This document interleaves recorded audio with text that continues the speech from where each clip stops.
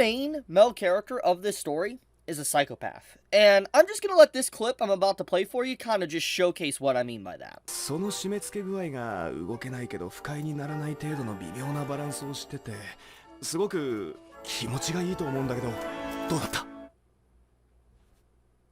また怒らせて。I think the reaction of our main character,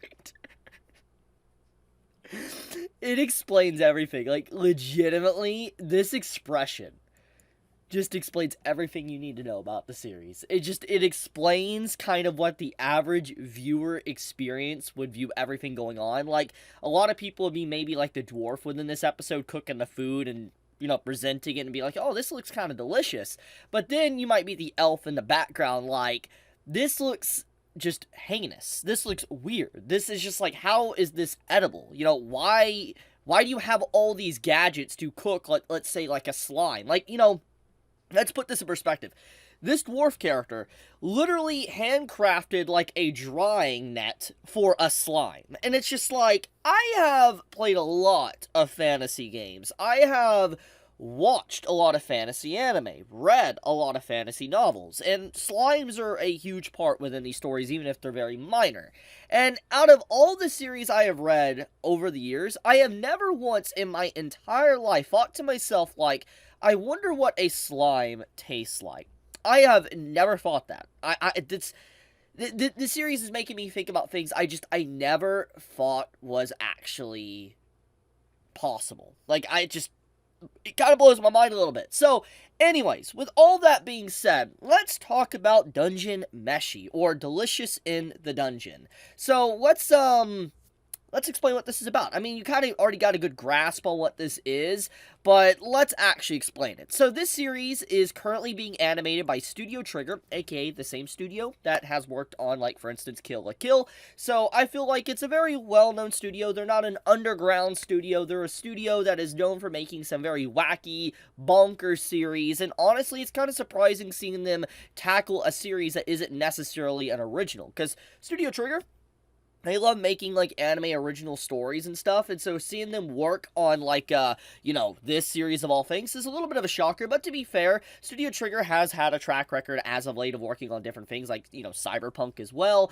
so it's just like, yeah, it's a little bit shocking, but I love the studio. Studio Trigger is just great with everything they usually work on. They cook some really good stuff. No pun actually intended. But with all that being said, exactly what is going on within this story, and is this something that legitimately would garner your interest? It's something that you would want to dedicate some of your time out of your day to actually watch. Currently, there is 2 episodes out. I have only watched the first episode for clarification. I will be watching the second episode once, you know, I finish uploading this video. I just wanted to give my overall first impressions of the first episode because of just, I went in knowing it was going to be a little bit funny thanks to this elf character, but actually seeing it for myself, I was very impressed with what I actually watched. Now, the story, for the most part, starts off like this. Our characters are in a dungeon, and they're pretty much having a full party wipe. They are getting decimated by a red dragon, and one of the big reasons why they lost is because they were underprepared, aka they were very hungry. And so because of that, you know, one of the actual spellcasters teleports them all out of the dungeon before they die, which is the main male character's sister. And his sister is eaten literally by a dragon. This is literally the first, like, minute to 2 minutes of the episode, not even that, like 30 seconds of the show. So it's like, it really dives you headfirst into kind of the consequences of being underprepared or not fully fed, etc. But as the episode continues, the element of the main male character's sister potentially being dead or devoured by a dragon isn't something that is, like, the most important in the foreground. And let me explain. The series makes it very fundamentally clear that a lot of characters can be revived. For instance, there is revival magic and stuff, so the series basically says, yeah, it sucks that a character is going to die, but they could potentially be resurrected and everything is going to be a-okay, which explains why there is not as much urgency with the main male character towards his sister, you know, in a dungeon basically being devoured by a dragon. But anyways, with all that being said, though, you know, the episode starts us off with that plot point, and basically most of the party members that was in that dungeon, just straight up abandoned and left because were not getting paid enough or couldn't get paid. And so you're left with our three main characters, basically the thief, the elf that is the magic user, and then our main male character that is basically a warrior slash paladin like character. And it's got a really unique little standard group of cast of characters that you would expect from a fantasy story.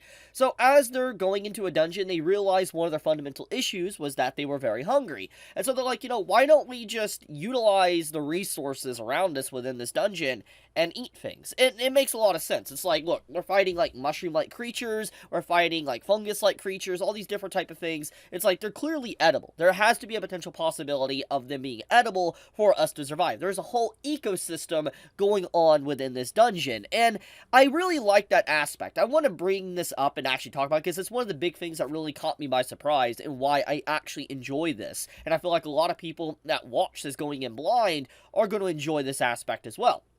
I have a sinking suspicion that if you are someone that's a big fan of Monster Hunter, like if you love the ecology and the world of Monster Hunter and how like creatures within it, have this ecology to where they eat each other and how they survive, etc., just how the ecosystem works within the Monster Hunter games, you're probably going to love Delicious in Dungeon because it has that exact same concept to where everything within this dungeon, thrives on eating other things to survive, and just it's a whole ecosystem. It's really cool, and I like seeing just like a dungeon or a world being mainly in the foreground of what the story is actually about, exploring these creatures and the habitats and just how they survive in this dungeon.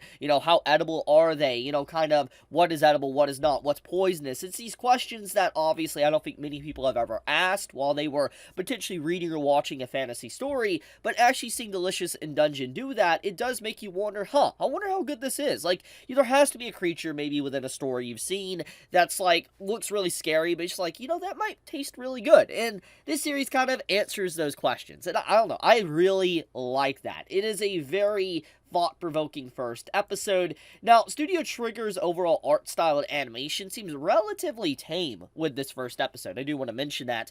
I mean, it could be because, once again, the series isn't as high-octane as, like, some of the other stuff they've worked on over the years, but for the most part, it's really tame in terms of art and animation. Not necessarily bad. It has a softer tone to it, very reminiscent of kind of the current Egghead arc in One Piece right now, but I think it really suits the series with the backgrounds and everything. But it is very clear to me that the animators that is working on this especially love the elf character. Like, they go hard on her expressions, the way her eyes move and everything. They really love her character a lot, and I noticed that while watching the first episode. They put a lot of expression and life in her character, and, it really drew me in. I knew that a lot of people loved this character, which is one of the reasons why I even started the anime to begin with, but now seeing it for myself, I see now why people like her. Now, with all that being said, the last thing I do want to mention, though, is that, overall, the story is just about exploring the world. That's really it. The characters are cool, but I feel like they're more of the characters to introduce us to what the real point of the story is, which is the world itself.